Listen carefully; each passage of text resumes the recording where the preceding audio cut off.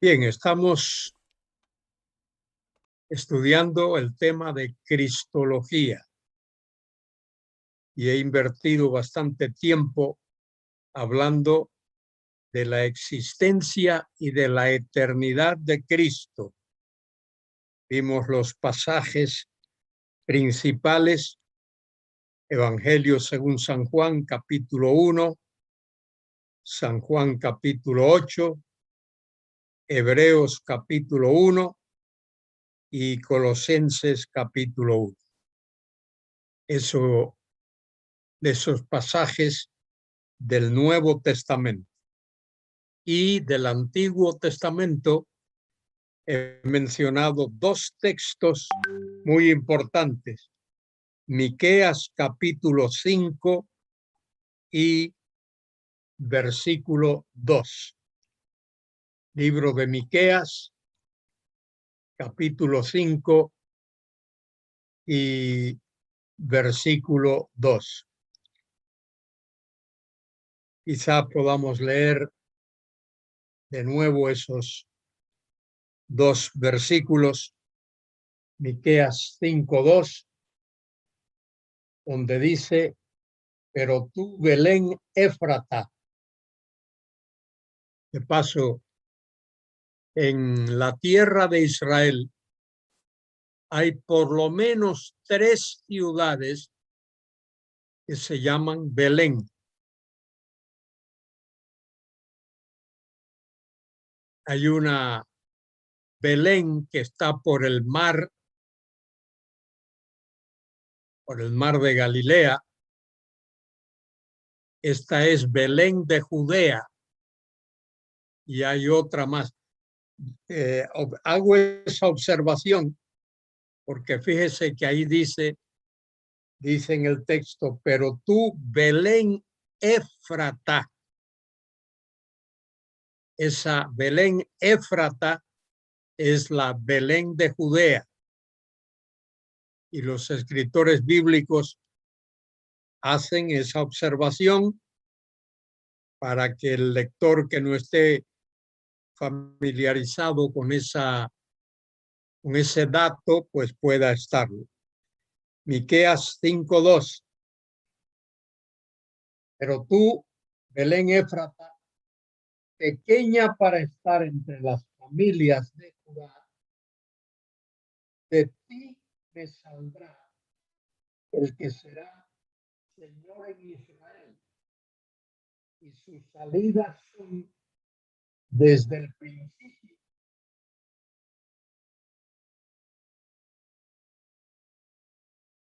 Cuando me alejo del micrófono. Vale. Gracias por la observación. Es que tengo poco espacio aquí y estaba leyendo el pasaje bíblico. Bueno, Miqueas 5:2, donde al final dice: y sus salidas son desde el principio, desde los días de la eternidad. Y esa expresión, desde los días de la eternidad, eso habla de la eternidad de nuestro Señor. Él no solamente se dice que es Dios, sino se habla también de su eternidad. Y el otro pasaje que hemos visto, que he mencionado, es el de Isaías 9:6. Muy importante tener esos versículos bien conocidos, recordados, y no lo olvidemos. Porque un niño nos es nacido, hijo nos es dado, el principado estará sobre su hombro y llamaráse su nombre Admirable, Dios fuerte, Padre eterno. Y ese Padre eterno en el texto original dice Padre de la eternidad. Es decir, mucho más enfático. Padre eterno es Padre de la eternidad. Eso no significa que Cristo es el Padre, sino que Él está relacionado con el Padre desde la eternidad.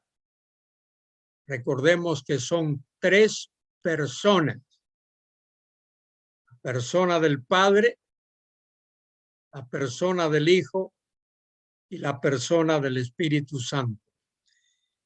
Y esto lo he mencionado muchas veces, pero hay que mencionarlo porque se le olvida a las personas. Cuando se habla de Dios Padre y de Dios Hijo, no se está hablando de procedencia, sino de relación. Hay una relación eterna entre la persona del Padre y la persona del Hijo. Muy bien, esos dos versículos son muy importantes, los dos versículos que he mencionado: Miqueas 5:2 e Isaías 9:6. Ahora, hay algunas pruebas indirectas de la deidad y de la eternidad de nuestro Señor.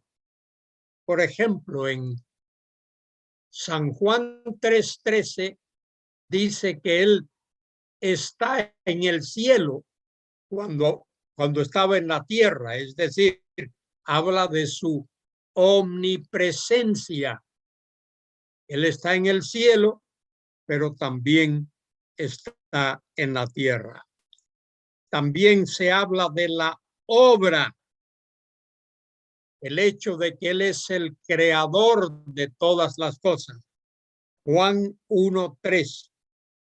Todas las cosas por Él fueron hechas y sin Él nada de lo que ha sido hecho fue hecho.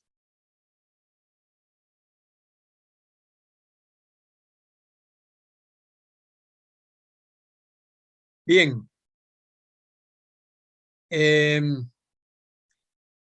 Otra evidencia indirecta son los títulos relacionados con Cristo. En Juan 12:41 se le llama Jehová.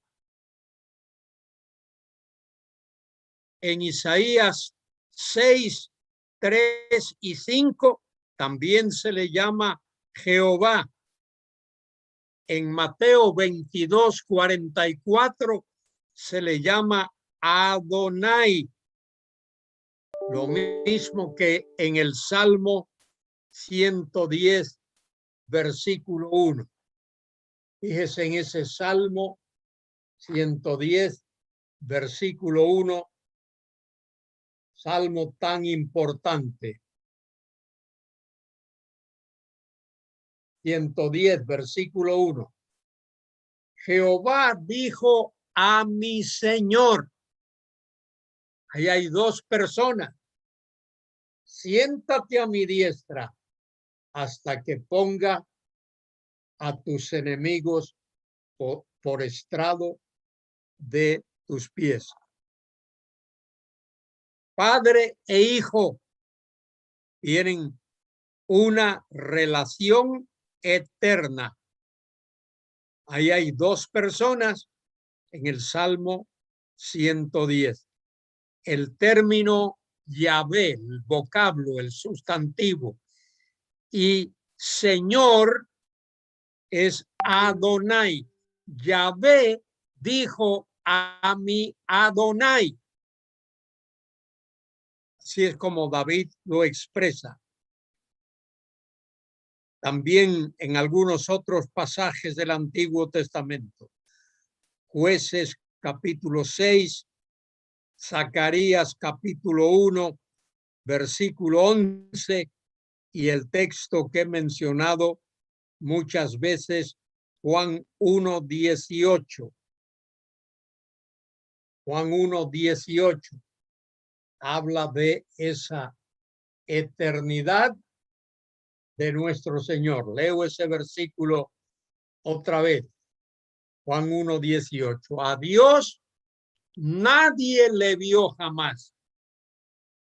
El único, en vuestras Biblias aparece unigénito, pero la mejor lectura es el único, único en su clase, el que está en el seno del Padre, él le ha dado a conocer.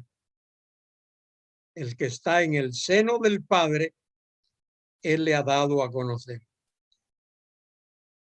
El ángel de Jehová, que aparece tantas veces en el Antiguo Testamento, nunca aparece en el Nuevo Testamento. Y la explicación de eso es que ya nuestro Señor ha sido revelado en carne. Dios se reveló, se manifestó en carne. Ahí lo dice Juan, a Dios nadie le vio jamás.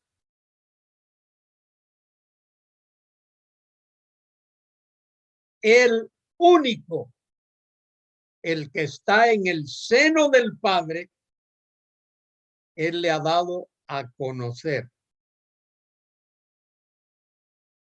Y dice en el versículo 20, Juan confesó y no negó, sino que confesó: yo no soy el Cristo. Algunos creían que Juan el Bautizador era el Cristo, pero él dice: yo no soy el Cristo. Cristo es aquel al cual él bautizó y sobre quien vio descender el Espíritu en forma de paloma. Bien, ahora voy a mencionar profecías de Cristo en el Antiguo Testamento. Profecías de Cristo en el Antiguo Testamento. La primera mención aparece en el libro del Génesis, capítulo 3 y versículo 15. Libro del Génesis, capítulo 3 y el versículo 15. Paso a leerlo. Después de la entrada del pecado en la experiencia del ser humano, versículo 15 de Génesis 3, Dios dice: y pondré enemistad entre ti y la mujer, entre tu simiente y la simiente suya. Esta te herirá en la cabeza y tú le herirás en el calcañar. Esa es una referencia a la persona del Mesías, simiente de la mujer.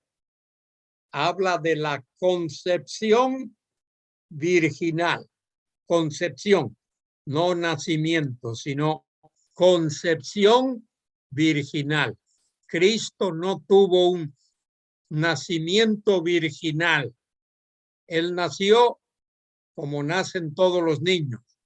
Él tuvo una concepción virginal porque en su concepción no interviene simiente masculina, no interviene hombre, sino interviene el Espíritu Santo. El Espíritu Santo que coloca el ovum en el útero de María para que allí se forme el cuerpo de nuestro Señor. Bien, Génesis 3:15, ahí he leído: y pondré enemistad entre ti y la mujer. Dios está hablando a la serpiente. La serpiente ahí es el diablo, es Satanás. Y pondré enemistad entre ti y la mujer, entre tu simiente y la simiente suya. Esta te herirá en la cabeza. Herir en la cabeza es una herida mortal. Y eso es lo que nuestro Señor hace a Satanás, una herida mortal. Y ella te herirá, y tú le herirás, y tú le herirás en el calcañar. La herida en el calcañar que la serpiente inflige en nuestro Señor es una herida que no es mortal. Es una herida de la cual él se recupera mediante la resurrección de los muertos.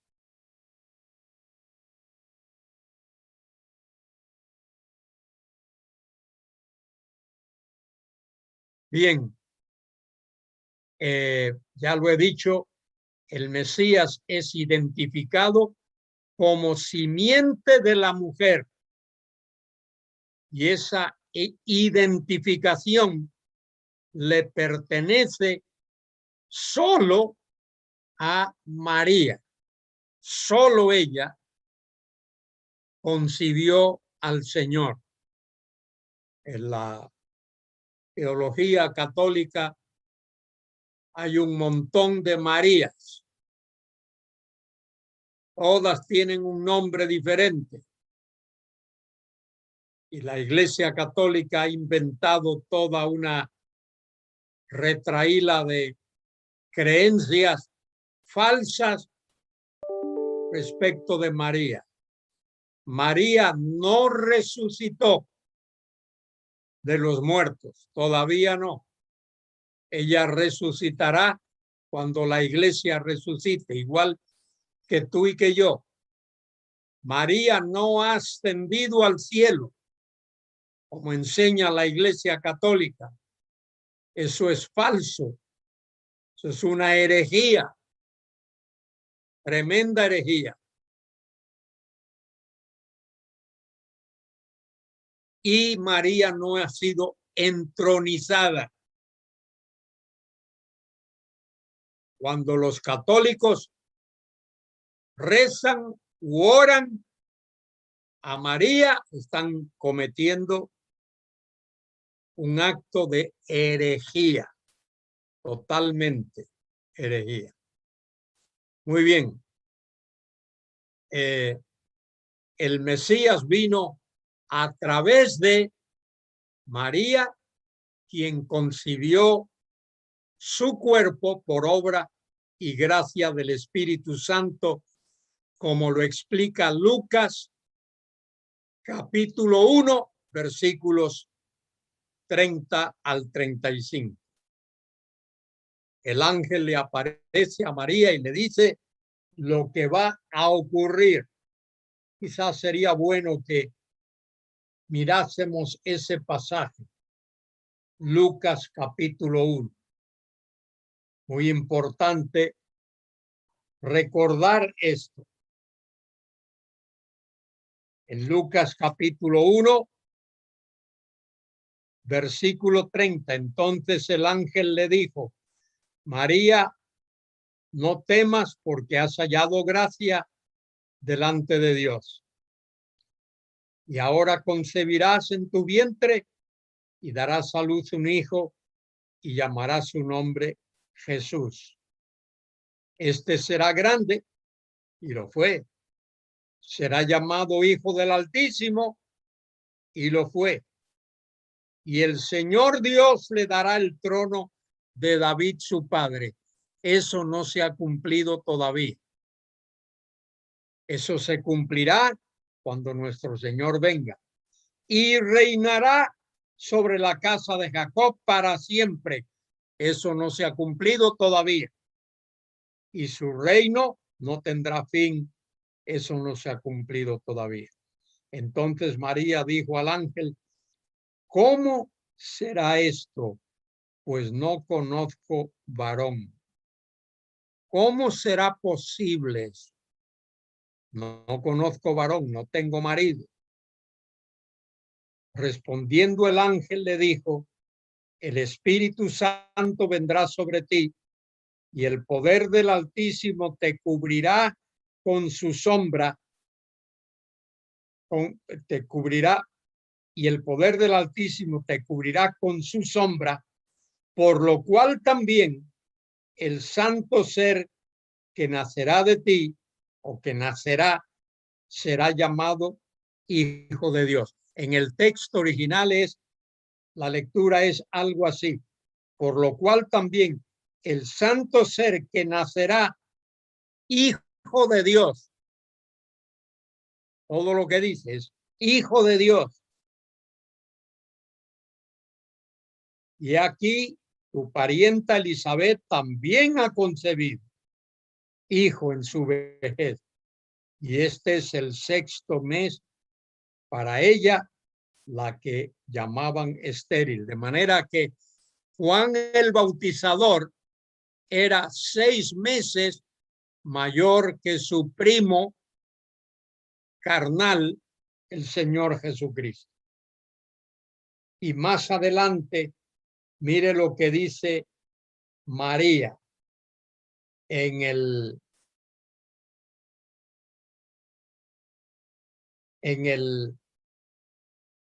versículo 50, y su misericordia es de generación en generación a los que le temen, etcétera.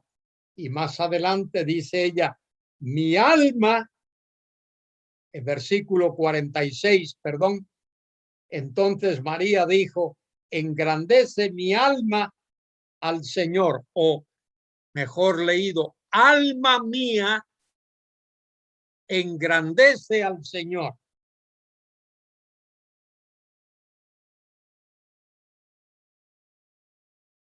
Y mi espíritu se regocija en Dios, mi Salvador. Fíjese que María reconoce que ella necesita un Salvador. Ahí está claro. Muy bien, ahora vamos a ver rápidamente el linaje del cual el Señor procede.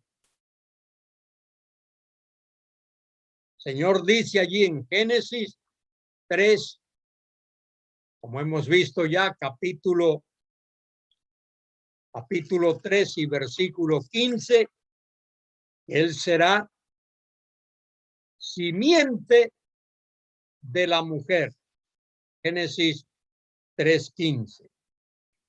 Entre tu simiente y la simiente suya. Pero también él es del linaje de Sem. ¿Os acordáis que Noé tuvo 3 hijos? Cam, Sem y Jafet. Y es de ese segundo hijo de Noé, pudo haber sido el primero, ¿no? Ahí no se sabe exactamente cuál es el orden, porque aparecen diferentes órdenes en el Antiguo Testamento, pero el hecho es que él procede de Sem. Génesis 9:26.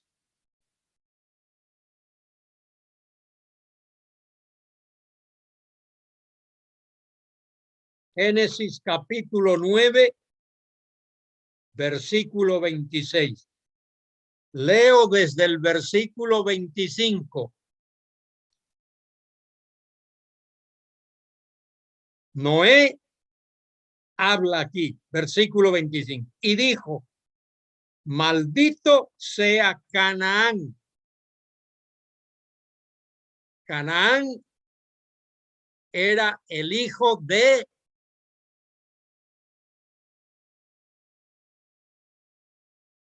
Cam. Canaán era el hijo de Cam.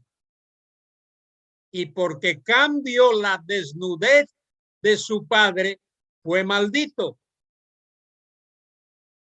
Y la maldición recae en Canaán, su hijo.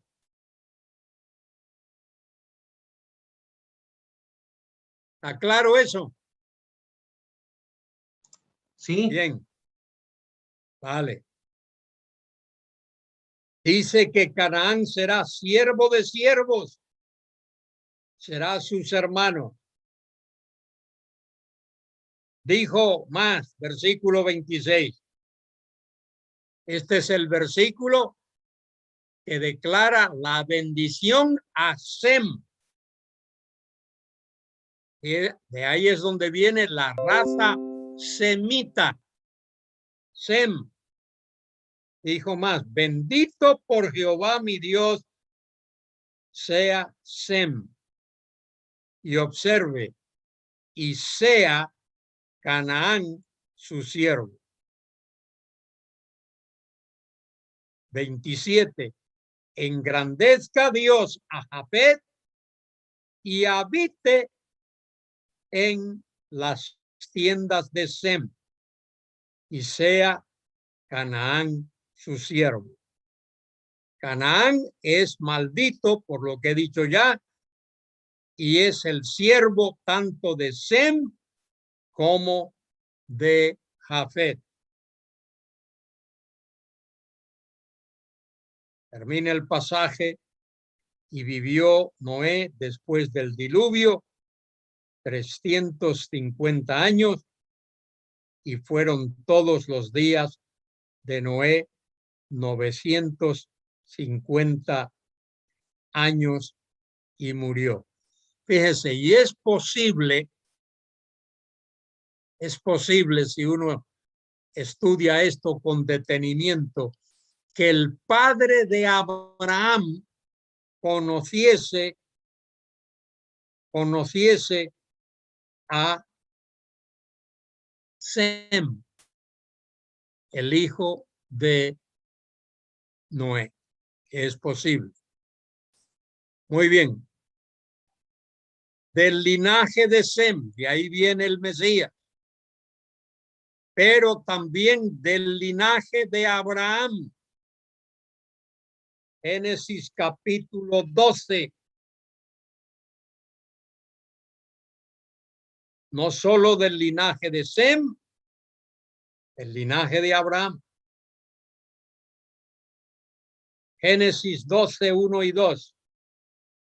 Pero Jehová había dicho a Abraham, vete de tu tierra y de tu parentela y de la casa de tu padre a la tierra que te mostraré y haré de ti una nación grande y te bendeciré y engrandeceré tu nombre y serás bendición.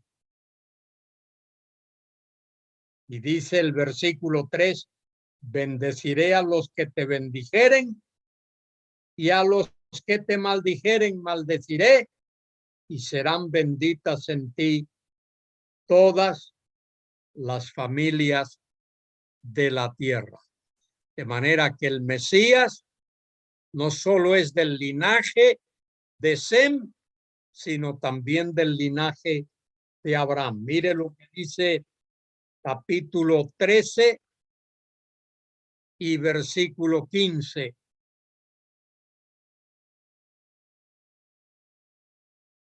Dios promete darle a Abraham la tierra, porque toda la tierra que ves la daré a ti y a tu descendencia para siempre. Y esa es la tierra que Dios dio al linaje de Abraham, de donde procede el Mesías. De manera que el Mesías procede del linaje de Sem, del linaje de Abraham, del linaje de Isaac. Capítulo 17, versículo 19 del Génesis. Respondió Dios: ciertamente Sara, tu mujer, te dará a luz un hijo y llamará su nombre Isaac. El nombre Isaac significa risa. Y confirmaré mi pacto con él como pacto perpetuo para sus descendientes después de él. El pacto abrahámico es un pacto incondicional. Fíjese, dice allí en el versículo 17 del mismo capítulo 17. Entonces Abraham se postró sobre tu rostro. Dios le promete que le va a dar un hijo. A hombre de 100 años ha de nacer hijo, y Sara, que ya tenía 90, ha de concebir. Y dijo Abraham a Dios: ojalá Ismael viva delante de ti. Dios le dice: no va a ser Ismael, va a ser Sara. El hijo de la promesa, Dios lo dio a través de Sara. Isaac fue el único hijo que Sara tuvo, no tuvo más. Abraham tuvo muchos más hijos, pero Sara solo tuvo al hijo de la promesa. Respondió Dios, versículo 19, ciertamente Sara, tu mujer, te dará a luz un hijo y llamará su nombre Isaac, es decir, risa, y confirmaré mi pacto con él como pacto perpetuo para sus descendientes después de él. De manera que es del linaje de Sem, del linaje de Abraham, del linaje de Isaac y del linaje de Jacob. Capítulo 25 del Génesis y versículo 23. Génesis 25, 23.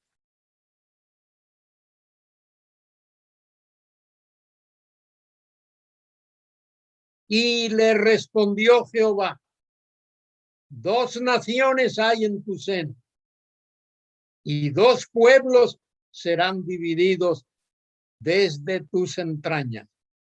El un pueblo será más fuerte que el otro pueblo, el mayor servirá al menor. ¿Cuál de los dos hijos era el mayor? Esaú. Esaú. Y el menor era Jacob. Y dice ahí que Esaú iba a servir a Jacob. Vamos a ver en el capítulo 28 y versículo 13, el Génesis. 28, 13. Alguien que lea ese versículo.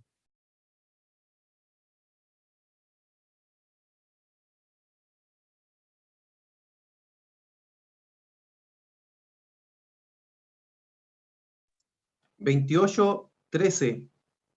Y he aquí Jehová estaba en lo alto de ella, el cual dijo: yo soy Jehová, el Dios de Abraham tu padre, y el Dios de Isaac. La tierra en que estás acostado te la daré a ti y a tu descendencia. Muy bien, ahí es cuando aparece a Jacob en aquella escalera. Y le habla a Jacob Jehová estaba en lo alto de ella. La escalera estaba apoyada en la tierra. Y le dijo, yo soy Jehová, el Dios de Abraham, tu padre, y el Dios de Isaac. La tierra en que estás acostado, la daré a ti y a tu descendencia. Observe que Dios, el texto bíblico, usa el tiempo presente. Yo soy, dice ahí en el versículo. Yo soy Jehová, el Dios de Abraham, tu padre. Y yo soy el Dios de Isaac. No dice yo era el Dios de Isaac. De manera que es del linaje de Abraham, del linaje de Isaac, del linaje de Jacob y del linaje de Judá. Alguien que me lea Génesis 49, 10. Es uno de los versículos más importantes.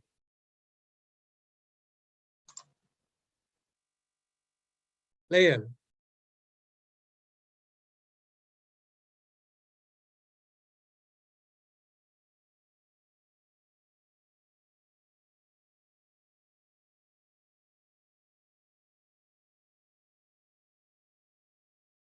Muy bien. Muy bien. El texto dice que el cetro no se apartará de Judá, ni el dador de la ley, el legislador. La palabra legislador, el dador de la ley, de entre sus, hasta que venga Silo.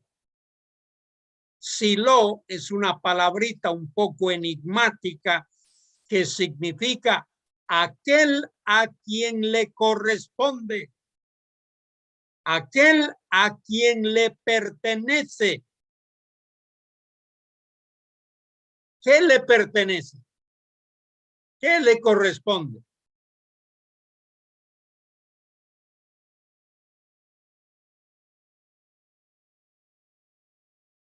¿De qué está hablando el versículo?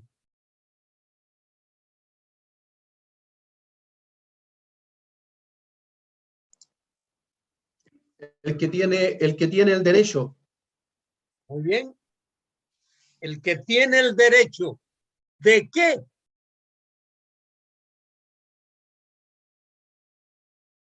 ¿Qué derecho es el que tiene?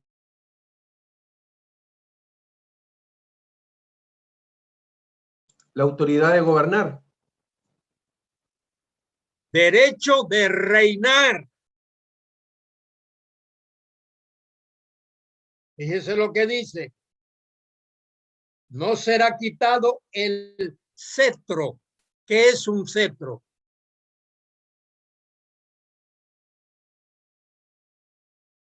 El bastón.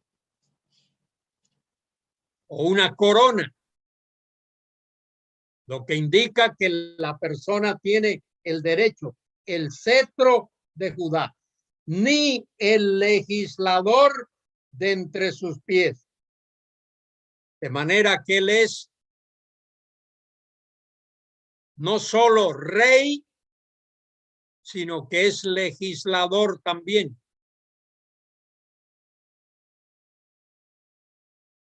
En él se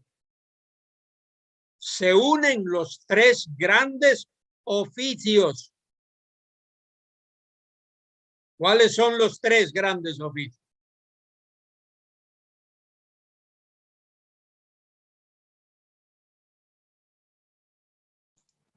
Sacerdote, sí, sacerdote, rey y profeta. Profeta. Sacerdote, profeta y rey.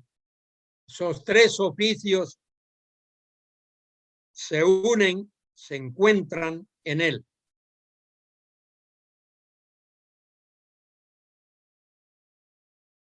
Y él se sentará en el trono.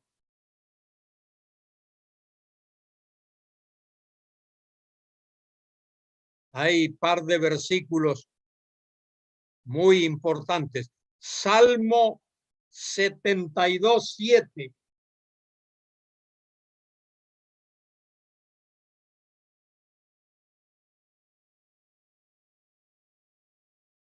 ¿Qué dice el Salmo 72:7?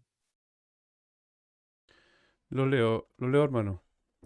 Léalo, por Salmo favor. 72:7. Florecerá en sus días justicia y muchedumbre de paz hasta que no haya luna. Muy bien.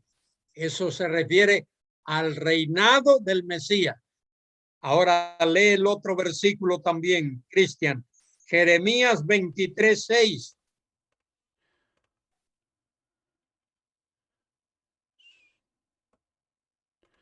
Jeremías 23. 6. En sus días será salvo Judá, e Israel habitará confiado, y este será su nombre con el cual le llamarán Jehová, justicia nuestra. Muy bien. Esa es una palabrita muy importante en el original. Yahvé Zidkenu.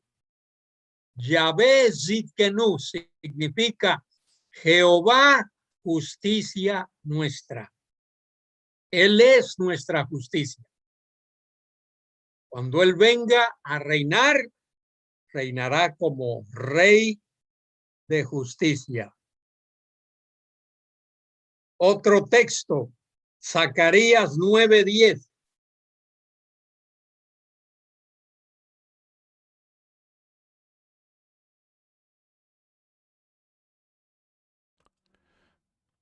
Lo leo. Muy bien. Zacarías 9:10.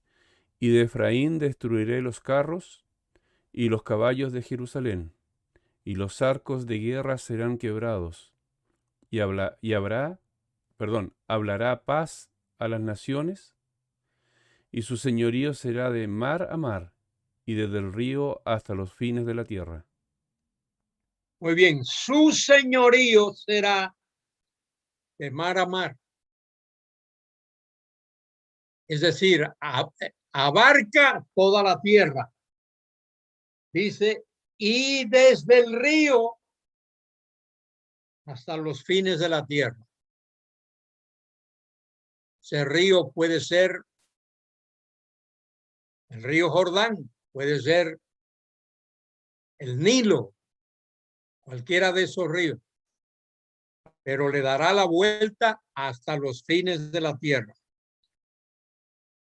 Manera que él es linaje de Sem, linaje de Abraham, linaje de Isaac, linaje de Jacob, linaje de Judá y finalmente él es linaje de David. Segundo de Samuel 7, del 12 al 16.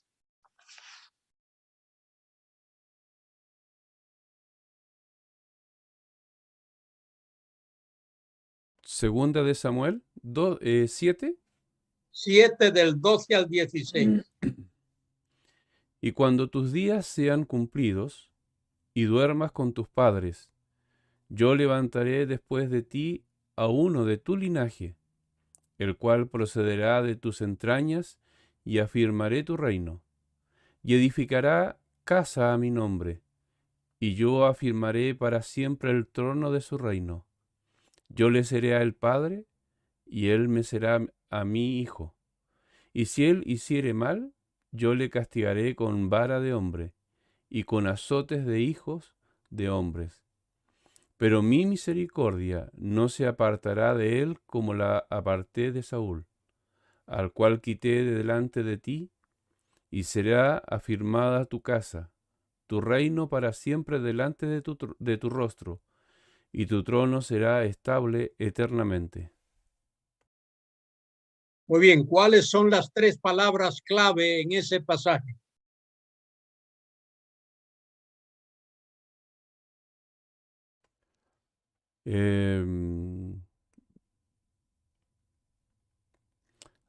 Afirmar, puede ser, reino. Bien, em, misericordia,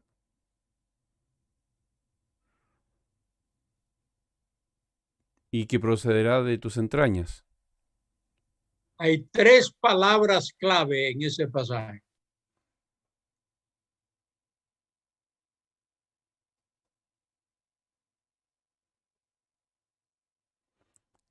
Puede ser del linaje, si estamos hablando de que viene de David, linaje, ¿sí? Por ahí es la cosa. Sí, linaje. Acá me dicen casa, trono y reino. Muy bien. Casa, trono y reino. Esas son las tres palabras clave. La casa de David, el trono que Dios da en perpetuidad. ¿Qué le dice Dios ahí? Si tus hijos pecaren, los castigaré con vara, pero no los voy a quitar del trono. Y reino. Casa, trono y reino, las tres cosas son en perpetuidad.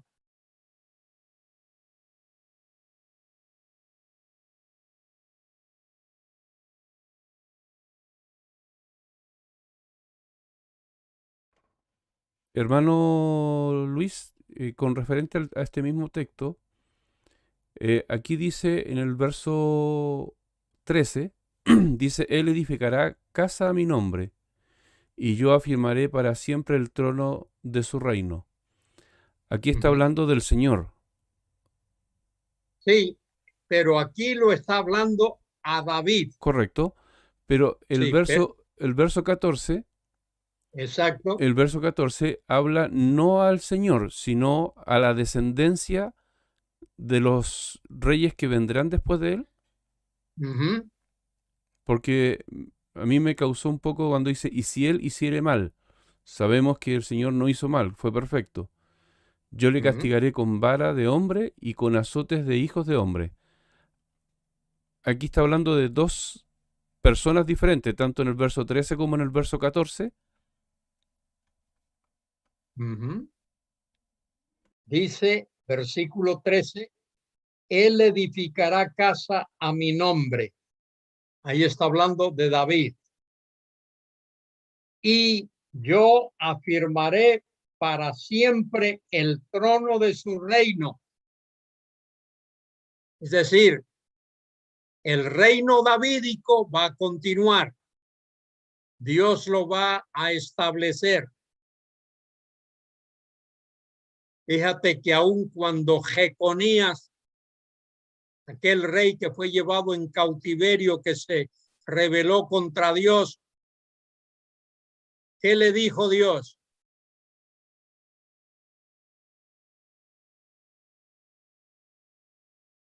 Bueno, esto lo puedes leer allí por el capítulo 22 de Jeremías.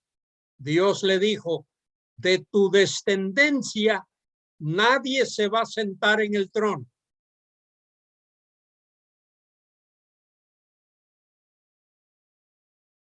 Y eso Dios lo cumplió.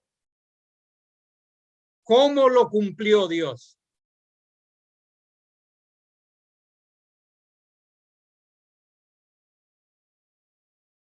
Estoy metiendo en un agujero ahí, pero vamos a salir, no te preocupes.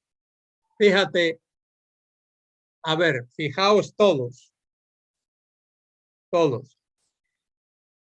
José, el marido de María, era descendiente de David. En el momento, aquel preciso momento, legalmente José tenía el derecho al trono.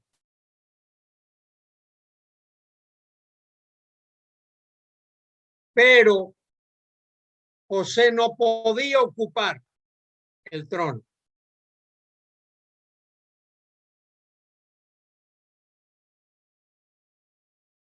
¿Por qué no lo podía ocupar?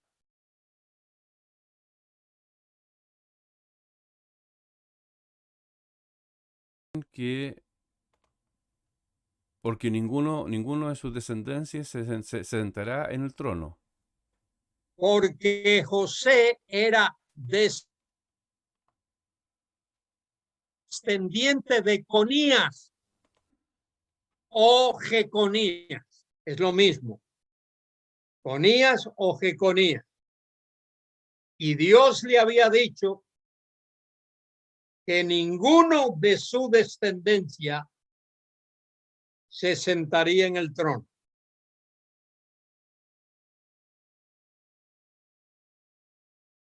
¿Cómo se resuelve eso?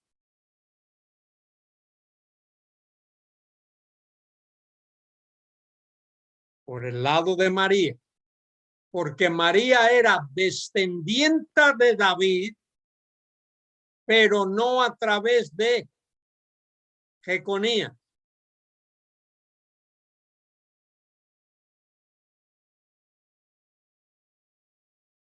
David tuvo otros descendientes. La línea de María era descendencia de David, pero a través de Natán,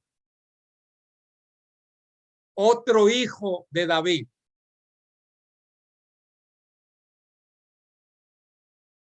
De manera que el problema se resuelve ahí.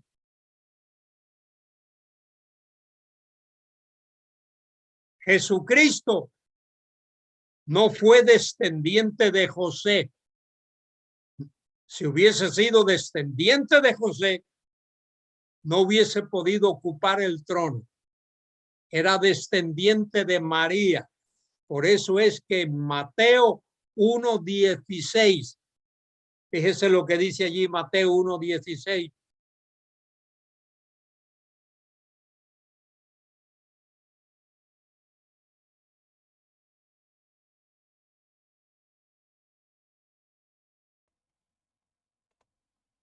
Dice, y Jacob engendró a José, marido de María, de la cual nació Jesús, llamado el Cristo. Fíjate cómo lo aclara.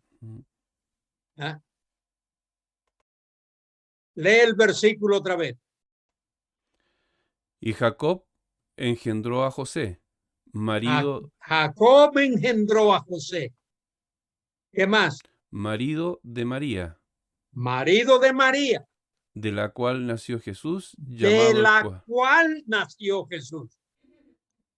Y te hace ver que José no tuvo nada que ver, biológicamente no tuvo nada que ver con el nacimiento de Jesús. No sé si me estoy explicando bien o no.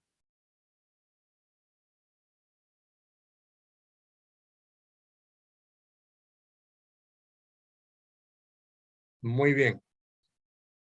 Bueno.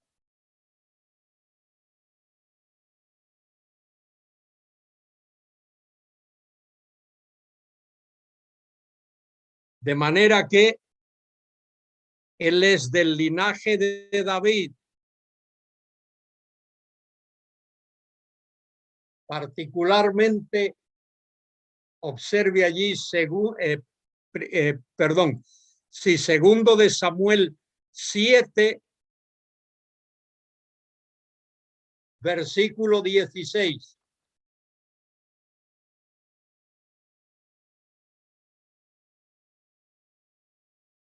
Dice,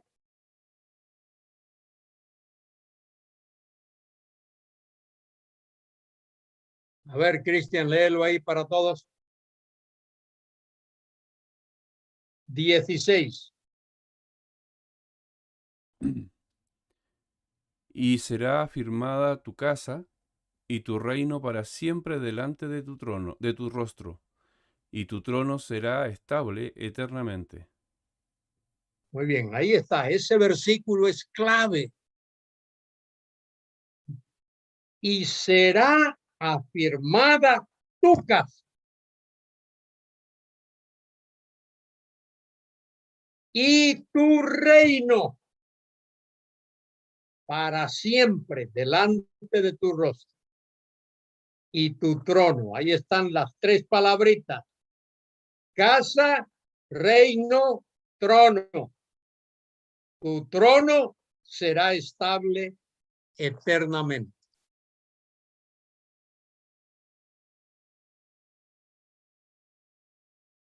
Por eso es que el Mesías, nuestro Señor Jesucristo, es el heredero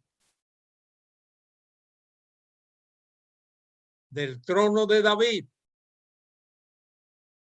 Y cuando Él venga, va a reinar desde ese trono en la ciudad de Jerusalén.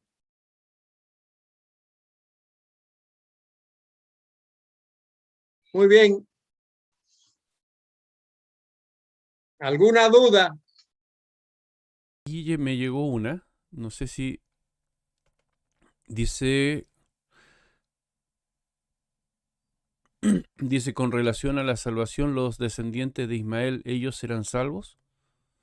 De los descendientes de Ismael y de los de Isaac es que viven las famosas guerras santas.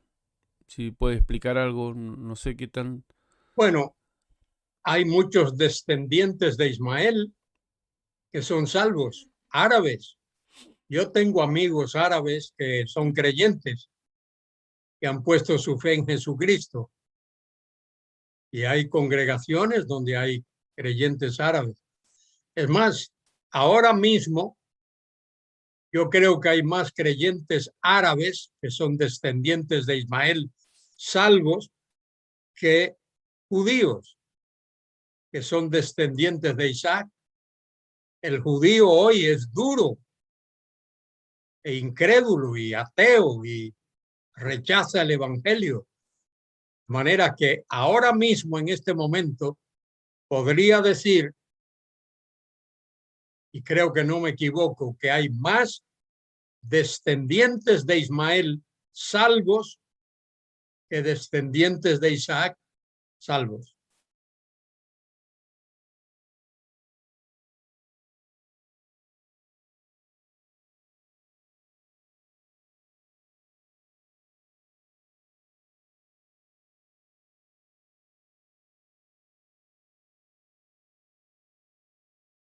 ¿Cómo no? Unión hipostática es que en la persona de Cristo hay dos naturalezas, la naturaleza humana y la naturaleza divina, unidas pero no amalgamadas, que son distinguibles. Su naturaleza humana se distingue de su naturaleza divina. De manera que esa es la unión hipostática. Las dos naturalezas, la divina y la humana, unidas, no amalgamadas, en la persona de Cristo.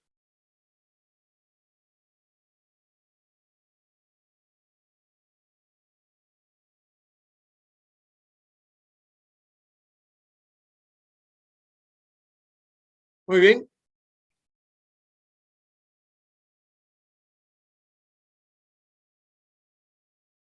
Hay, ya lo mencioné antes, dos profecías del Antiguo Testamento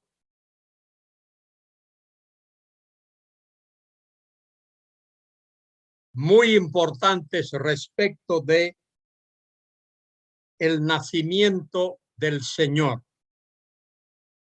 Está la profecía de Isaías 7:14.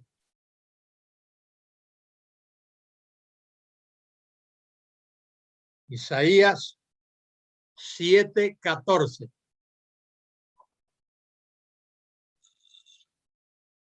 Leo ese texto. Por tanto, el Señor mismo os dará señal. He aquí que la Virgen concebirá y dará a luz un hijo y llamará su nombre Emmanuel. Manuel significa Dios con nosotros. Esa profecía tuvo un doble cumplimiento. Hubo un cumplimiento terrenal, literal, en tiempos de Isaías, cuando nació el hijo a Isaías,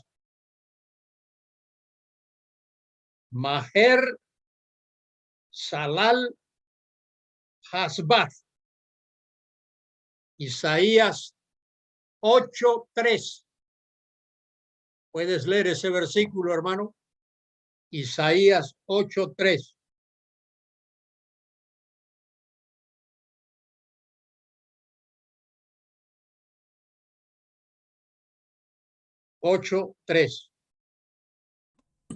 Isaías 8:3 dice: Y me llegué a la profetisa, la cual concebió y dio a luz un hijo.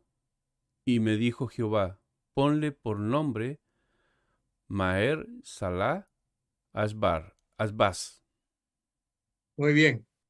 De manera que eso se cumplió en el matrimonio de Isaías, pero eso tenía también una proyección futura.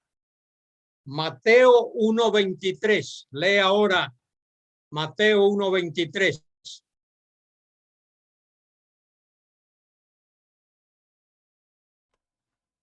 Lo leo. Mateo 1:23. He aquí, una virgen concebirá y dará a luz un hijo, y llamará su nombre Emmanuel, el que traducido es Dios con nosotros. Muy bien, ahí se cumple en el nacimiento de Jesús en Emmanuel. Emanu significa con nosotros. Él significa Dios. Con nosotros Dios. Aquel que nació en Belén de María la Virgen, ese es Dios con nosotros. También se profetiza el lugar donde él iba a nacer. Miqueas 5:2. Ya hablé de eso, pero es bueno repetirlo. Miqueas 5:2. Pero tú, Belén Efrata, pequeña para estar entre las familias de Judá, de ti me saldrá el que será Señor en Israel, y sus salidas son desde el principio, desde los días de la eternidad. Muy bien, para que nos demos cuenta por qué dice allí tú, Belén Éfrata, fíjese lo que dice Josué 19:15.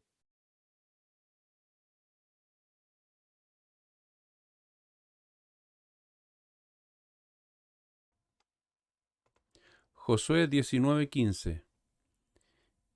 Y abarca Catat, Naalal, Simrón, Idala y Belén, 12 ciudades con sus aldeas. Muy bien, fíjate que ahí menciona Belén, pero esa Belén que se menciona ahí en Josué era Belén cerca del mar de Galilea, cerca del lago de Galilea, diferente de esta que se menciona en Mateo.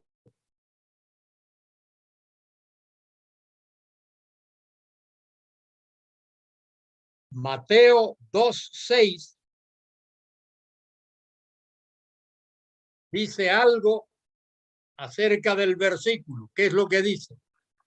Mateo 2:6. Y tú, Belén, de la tierra de Judá, ¿no eres la más pequeña entre los príncipes de Judá? Porque de ti saldrá un guiador que apacentará a mi pueblo Israel. Muy bien, ahí dice Belén de la tierra de Judá. Y el Señor tenía que nacer en esa Belén, no en la otra. La palabra de Dios, la Sagrada Escritura, la Biblia, se cumple al pie de la letra. Mire lo que dice en Gálatas capítulo 3. Búsqueme ahí Gálatas capítulo 3.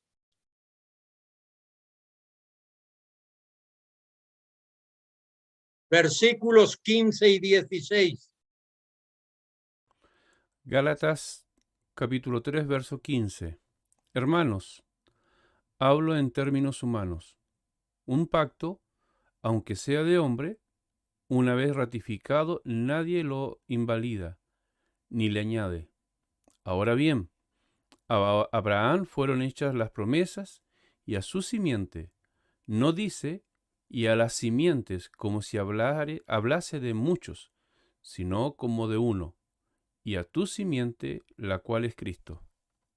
Muy bien, ¿cuál es la diferencia entre simientes y simiente? Una letra. Una letra, una S. Y esa S hace un mundo de diferencia. Porque si hubiese dicho simientes con S al final, podría haber sido millones de posibilidades. Pero dice simiente, singular. Y Pablo, que era un tremendo conocedor de la cultura, de la teología, del idioma, dice que el texto dice simiente y a tu simiente, la cual es Cristo. Por eso es que hay que ser sumamente cuidadoso cuando leemos la Biblia, la Sagrada Escritura. Muy bien, vamos a ver ahora, estoy siguiendo el bosquejo de Paul Enns, que ya lo he recomendado a vosotros. Vamos a ver profecías sobre la vida de Cristo. Fíjese cómo esas profecías se cumplen. Se habla de un precursor, uno que iría adelante, que prepararía el camino del Mesías. Isaías 40 y versículo 3.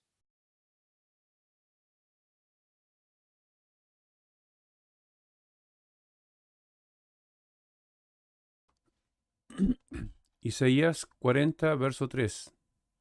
Voz que clama en el desierto, preparad camino a Jehová, enderezad calzada en la soledad a nuestro Dios. Muy bien. Fíjese lo que dice, preparad camino a Jehová. Muy importante eso, preparad camino a Jehová. Eso es exactamente lo que se cumple cuando Juan, el Bautizador, aparece. Él prepara el camino a Jehová. Cuando los judíos le preguntan, ¿quién eres? ¿Quién eres? Le preguntan a Juan. Juan aparece bautizando allí en el Jordán. Y los dirigentes judíos le preguntan, ¿quién eres? ¿Qué contesta Juan?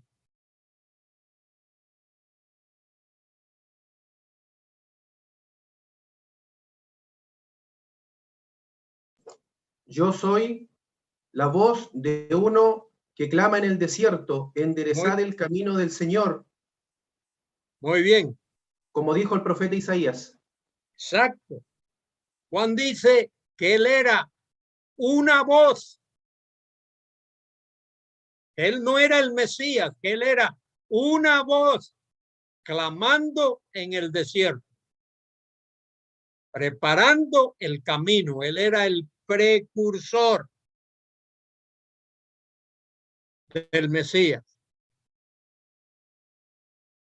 Mateo 3:3.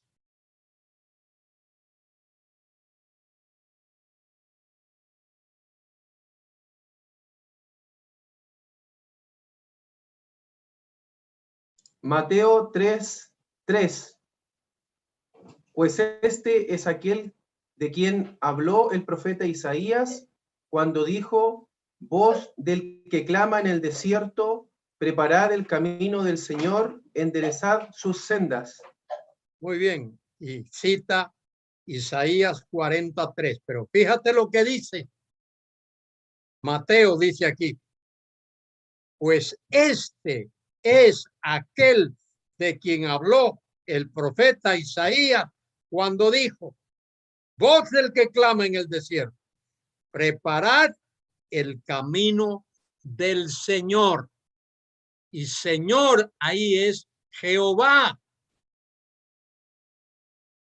De manera que Isaías anticipa, proclama, pronostica, profetiza que ese que aparece allí bautizando, el que aparece, no el que aparece bautizando es Juan, pero aquel a quien Juan iba a bautizar era el Mesías, la encarnación del mismo Jehová.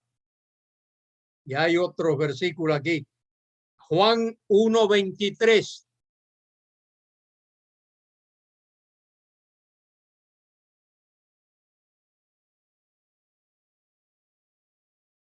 Sí, ese es el que había leído recién, lo vuelvo a leer. Sí. Dijo Juan el Bautista, dijo, yo soy la voz de uno que clama en el desierto, enderezad el camino del Señor, como dijo el profeta Isaías. Muy bien, déjame buscar un momentito aquí.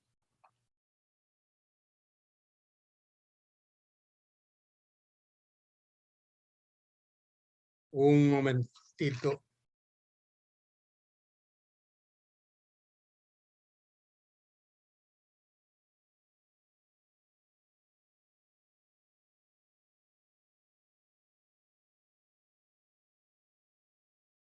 Juan 1:23, ¿verdad? Sí, ese es el que leí recién. Bien.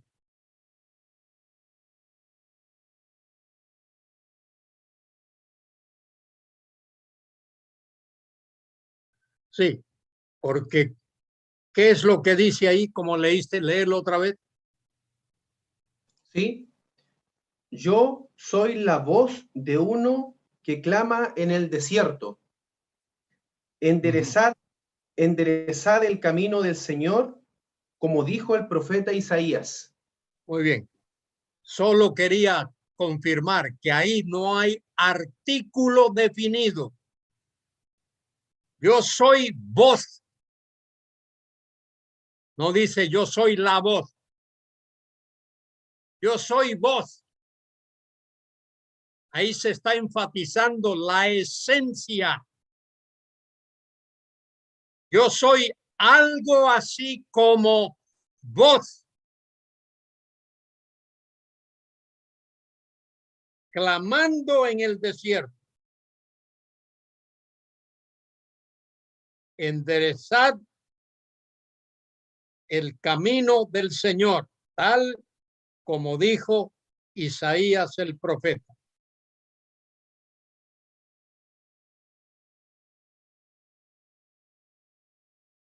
Acordad algo que he dicho varias veces en el Nuevo Testamento griego, en la gramática griega. No existe artículo indefinido. Solo existe el artículo definido. Y ahí el artículo definido está ausente. No dice yo soy la voz, sino yo soy voz. Soy algo así como que se denomina voz. Soy voz clamando en el desierto.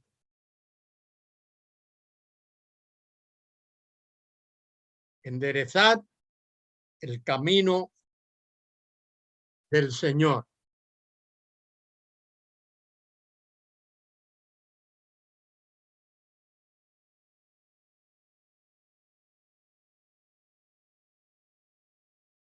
Muy bien, y en Malaquías 3:1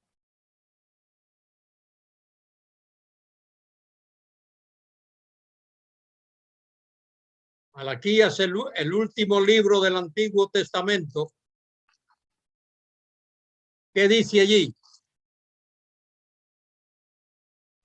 Dice, he aquí yo envío mi mensajero, el cual preparará el camino delante de mí.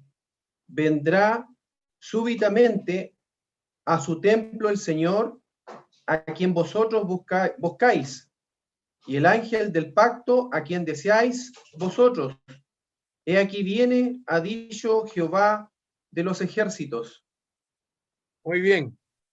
Ahí tenemos Malaquías 3:1. Ahí se identifica a Juan como el precursor del Mesías. He aquí yo envío mi mensajero, el cual preparará el camino delante de mí.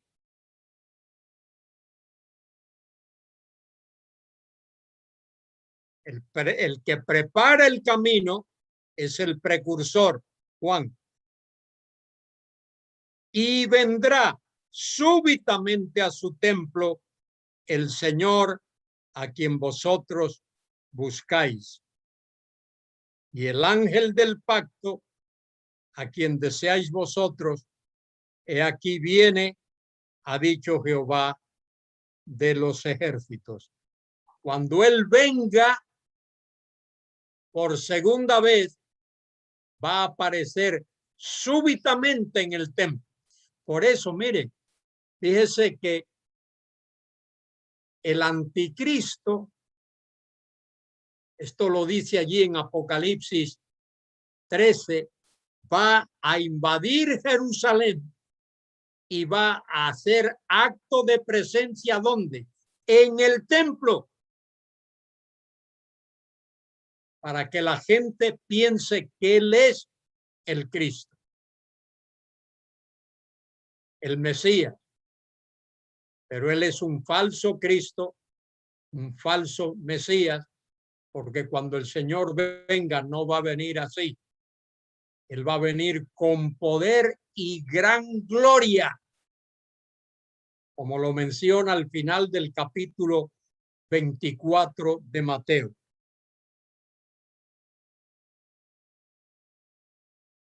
Bien. De manera que se nos habla de su precursor. El precursor es Juan. De paso, Juan va a volver otra vez. Mire lo que dice Mateo capítulo 17.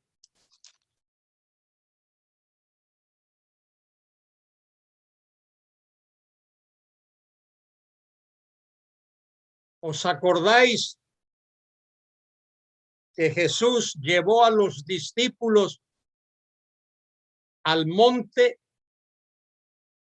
conocido como el Monte de la Transfiguración.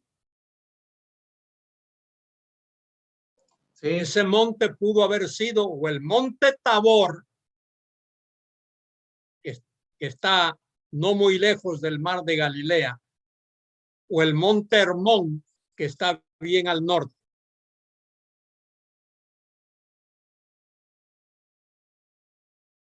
Después de que tuvieron aquella experiencia,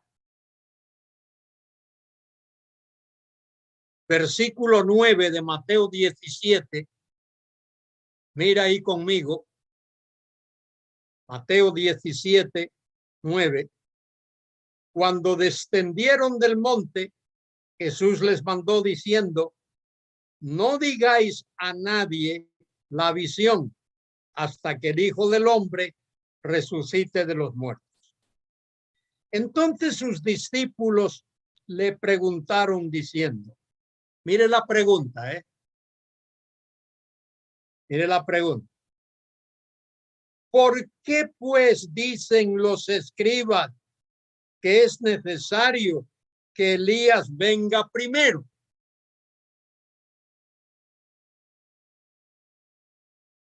Respondiendo Jesús les dijo: a la verdad, Elías viene primero y restaurará todas las cosas. Mas os digo que Elías ya vino y no le conocieron, sino que hicieron con él todo lo que quisieron. Así también el Hijo del Hombre padecerá de ellos.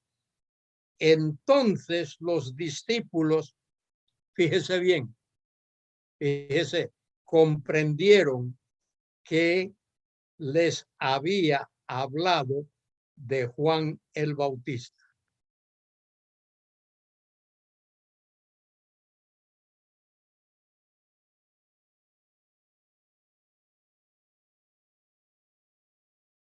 Lo que estoy diciendo, ahora no tengo tiempo para explicar esto, que Juan el Bautista,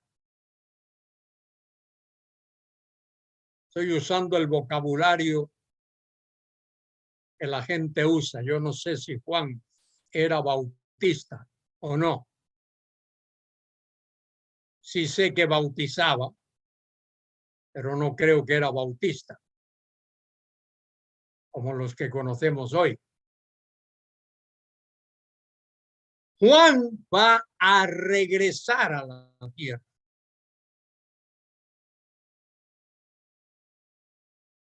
Juan va a preceder la segunda venida de Cristo a la tierra.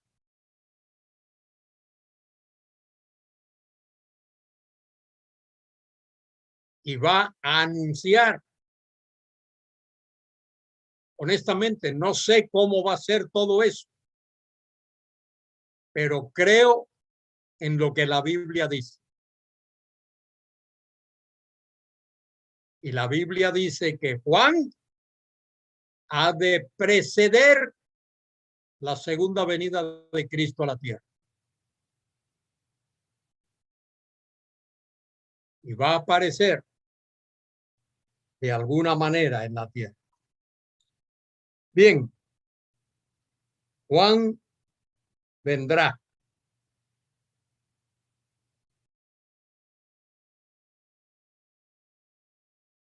Como precursor del Cristo.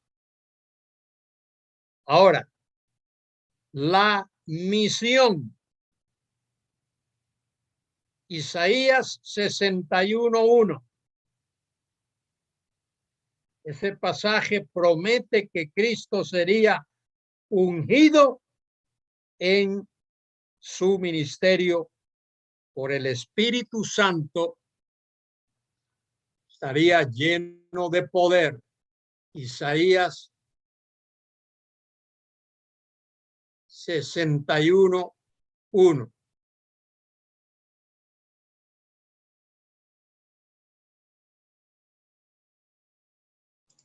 El Espíritu de Jehová. De hermano. Ya. El Espíritu de Jehová, el Señor, está sobre mí, porque me ungió Jehová y me ha enviado a predicar buenas nuevas a los abatidos, a vendar a los quebrantados de corazón, a publicar libertad a los cautivos y a los presos apertura de la cárcel. Muy bien. Ahora fíjate, ya que estás ahí, busca Lucas capítulo 4.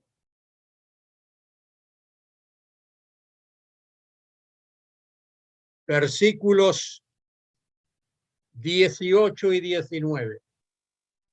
El Espíritu del Señor está sobre mí, por cuanto me ha ungido para dar buenas nuevas a los pobres. Me ha enviado a sanar a los quebrantados de corazón, a pregonar libertad a los cautivos y vista a los ciegos, a poner en libertad a los oprimidos, a predicar el año agradable del Señor. Muy bien.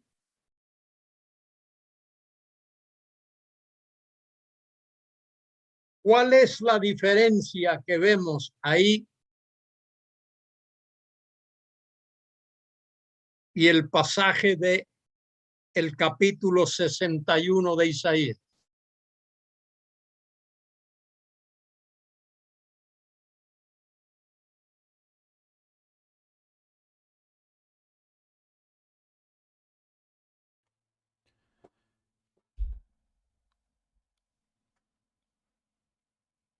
Me parece que ¿Cuál es la hay, diferencia? me parece que hay una parte que todavía no se ha cumplido. ¿Cuál es la parte que no se ha cumplido? Vendría siendo el versículo 2 de Isaías 61. A proclamar Bien, el año de la buena voluntad de Jehová, y el día vendrá, el día de venganza del Dios nuestro, a consolar a todos los enlutados. ¿cuál es el problema ahí, querido Cristian, ya que te has metido en el lío?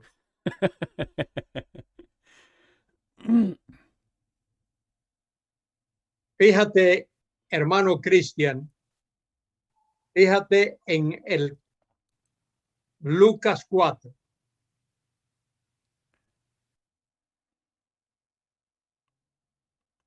Fíjate el versículo 19 de Lucas 4. Y los demás hermanos observen. Dice, a predicar el año agradable del Señor. Y ahí se detiene. Dice, y enrollando el rollo. No es libro ahí. La palabra es rollo. Ahora vamos a Isaías. La parte dice, y el día de venganza del Dios nuestro, a consolar a todos los enlutados. No, fíjate. A proclamar el año de la buena voluntad de Jehová. Ahí el Señor para.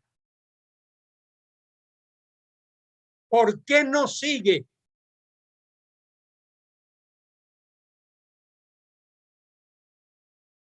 ¿Por qué no siguió leyendo? Porque Él no vino a dar venganza, sino vino a dar amor. Bueno, él se detuvo ahí. Mira lo que dice el versículo 19 de Lucas 4. A predicar el año agradable del Señor. Ahí se detuvo. Si no se hubiese detenido ahí, esto que dice Isaías 61 no se hubiese cumplido. Él no hubiese podido detenerse. Dice, versículo 2, lo leo otra vez de Isaías 61. A proclamar el año de la buena voluntad de Jehová. Ahí se detuvo. Si hubiese seguido leyendo y el día de la venganza del Dios nuestro, hubiese estado hablándonos de lo que va a ocurrir durante la gran tribulación que todavía no ha ocurrido. Entonces no hubiese podido decir, hoy se ha cumplido esto delante de vuestros ojos. ¿Me explico? Sí. Y a consolar a todos los enlutados. No hubiese podido decir eso, porque eso no se ha cumplido todavía. Él se detuvo donde dice el año de la buena voluntad de Jehová, porque ahí sí podía decir, esto se ha cumplido delante de vuestros ojos.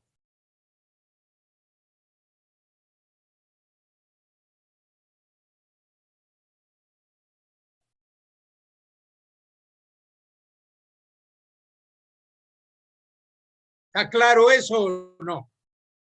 Sí, sí, hermano. Bueno, quiero que veáis eso, que lo entendáis bien.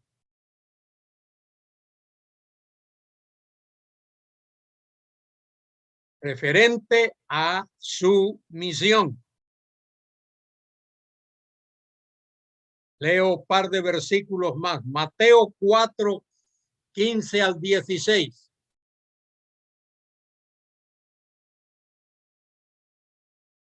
A ver, alguien que sepa leer y tenga zapatos puestos, que me lea esos dos versículos.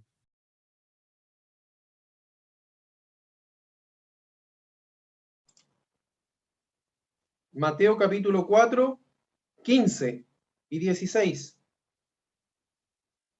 Tierra de Zabulón y tierra de Neftalí, camino del mar, al otro lado del Jordán, Galilea de los gentiles. El pueblo asentado en tinieblas vio gran luz, y a los asentados en región de sombra de muerte, luz les resplandeció. Muy bien. Esos dos versículos son tremendos, porque esto nos dice a dónde fue el Señor. Fíjese que el ministerio de él fue más 2/3 partes fue alrededor de Galilea. Cuando dice allí en Mateo 4,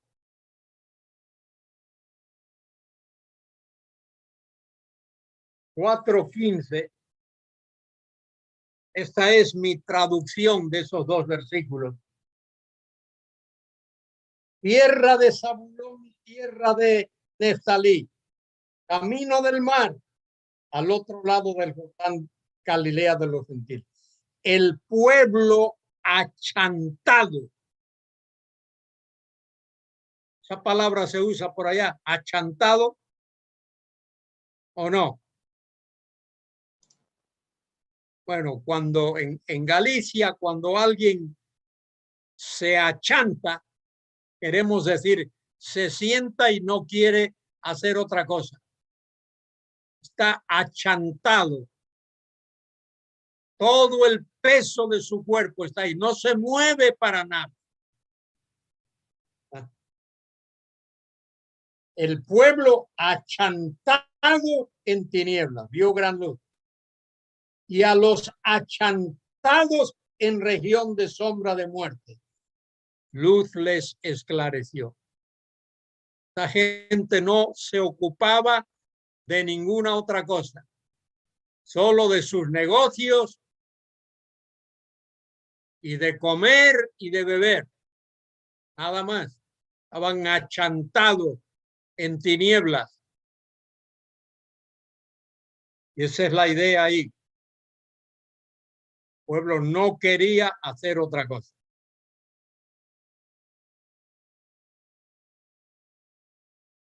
De manera que la profecía nos habla del precursor, Isaías 40, nos habla de la misión del Mesías, vino a traer luz, y del ministerio del Mesías, Isaías 53, 4. Vino a buscar y a salvar lo que se había perdido. Isaías capítulo 53, versículo 4. Ciertamente llevó él nuestras enfermedades y sufrió nuestros dolores, y nosotros le tuvimos por azotado, por herido de Dios y abatido. Quiero mencionar que hay un sector de la cristiandad que usa ese versículo para promover cultos de sanidad. ¿Entiende de qué hablo? El pentecostalismo, el carismatismo, cree que la sanidad del cuerpo forma parte de la obra expiatoria de Cristo. Fíjese bien, porque dicen que si tú estás enfermo es porque estás en pecado. Porque si no estuvieses en pecado, no te enfermarías. Y eso no es así. Ha habido santos hombres y santas mujeres de Dios que han estado enfermos, han estado en cama, han estado sufriendo y padeciendo. De manera que eso de que la sanidad es parte de la obra expiatoria, eso no es teología correcta. Eso no es teología sana.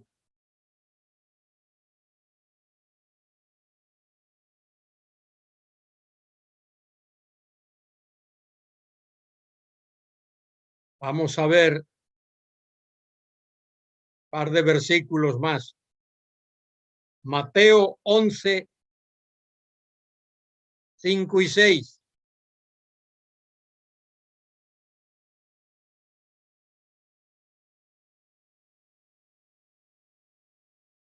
Mateo 11, 5 y 6. Los ciegos ven, los cojos andan, los leprosos son limpiados, los sordos oyen, los muertos son resucitados, y a los pobres es anunciado el Evangelio. Y Muy bien. bienaventurado es el que no halló tropiezo en mí. Cuando el El que no haya Mesías, tropiezo. cuando el Mesías viniese a la tierra, él haría esas señales. Fíjese que eso lo dice, ya lo hemos visto, pero eso lo dice también el profeta Isaías. Léeme, hermano, Isaías 42 del 2 al 4.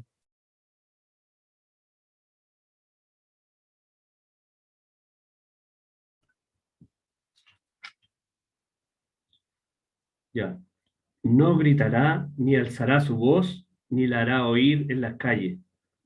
No quebrará la caña cascada, ni apagará el pábilo que humeare. Por medio de la verdad traerá justicia. No se cansará ni desmayará, hasta que establezca en la tierra justicia, y las costas esperarán su ley. Muy bien. Cuando el Mesías venga, hay varias cosas que caracterizarán su venida. Paz, justicia, santidad, y una de las cosas que él hará en el reino, no habrá enfermos. Por eso es que cuando él vino la primera vez, sanó a personas. No sanó a todo el mundo.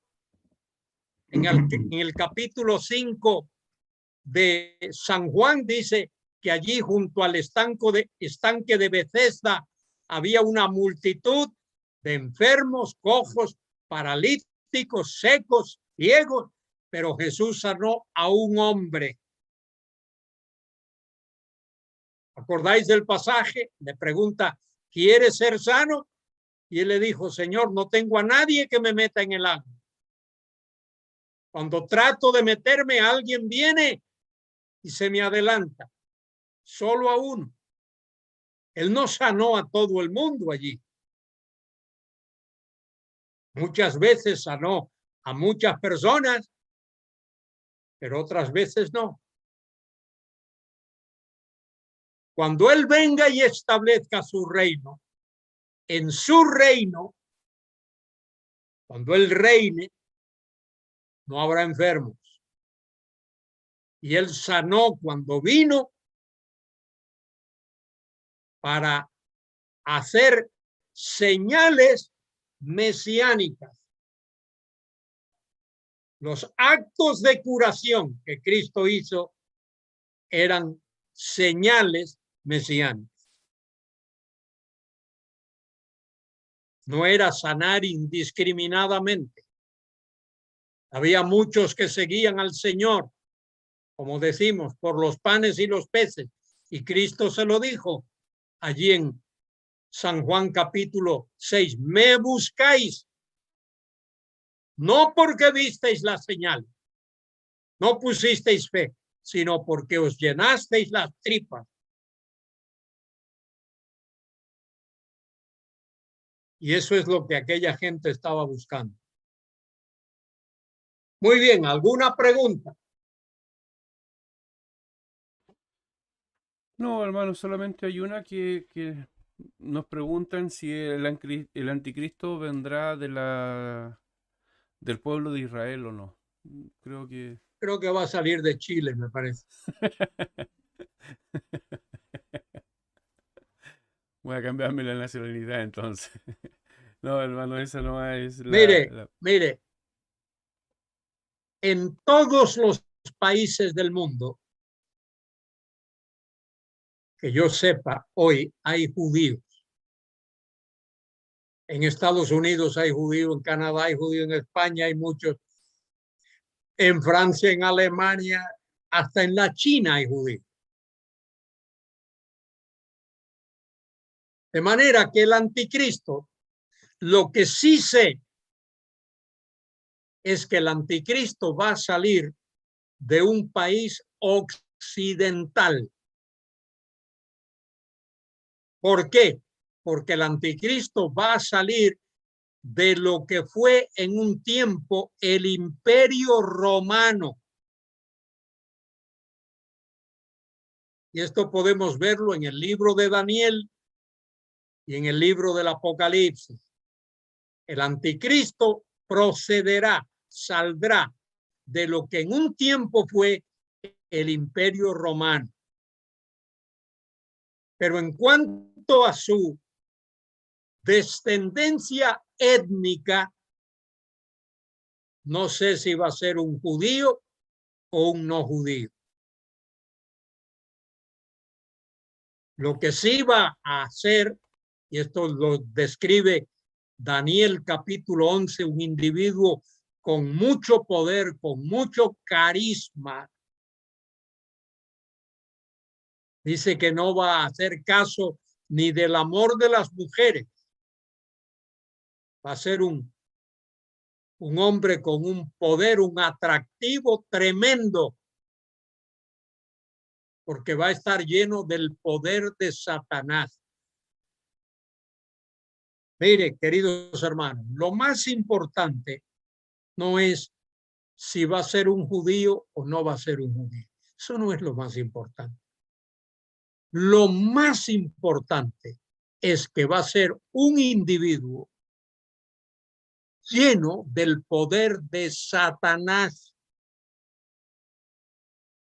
Así como Judas el Iscariote estaba lleno del poder de Satanás, así este personaje va a estar lleno del poder de... Eso es lo más importante.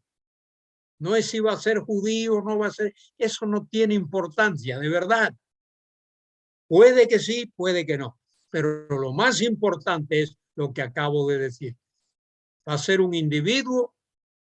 Usted se lee Apocalipsis capítulos 12 y capítulo 13.